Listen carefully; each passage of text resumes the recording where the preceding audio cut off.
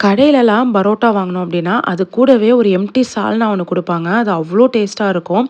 அந்த எம்ப்டி சால்னா பண்றதுக்கு ஒரு மிக்ஸி ஜார்ல தேங்காய், கசகசா, முந்திரி, அது கூடவே 2 ஸ்பூன் அளவுக்கு சோம்பு, 2 பச்சை மொளகா இதெல்லாமே சேர்த்து நல்லா பேஸ்ட்டா அரைச்சு எடுத்துக்கலாம்.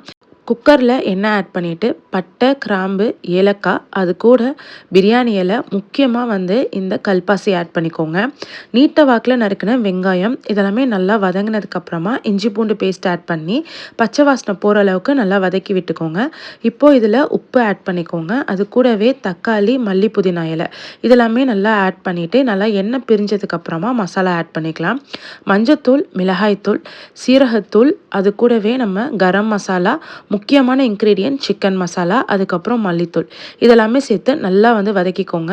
இப்போ நம்ம அரைச்ச அந்த பேஸ்ட்டையும் சேர்த்து நல்லா கிளறிட்டு உங்களுக்கு தேவையான அளவுக்கு தண்ணியை ஆட் பண்ணி கரெக்டாக வந்து ஒரு விசில் விட்டால் போதும். நம்மளோட சூப்பரான ரோட்டுக்கடை எம்டி சால்னா ரெடி ஆயிடும். சுட சுட புரோட்டா கூட இந்த எம்டி சால்னா வச்சு சர்வ் பண்ணுங்க. அவ்வளோ டேஸ்ட்டாக இருக்கும். கண்டிப்பாக இந்த ரெசிபியை நீங்களும் ட்ரை பண்ணி பார்த்துட்டு எப்படி இருந்துச்சுன்னு மறக்காமல் கமெண்ட்டில் சொல்லுங்கள். நம்ம பேஜை மறக்காமல் ஃபாலோ பண்ணிக்கோங்க.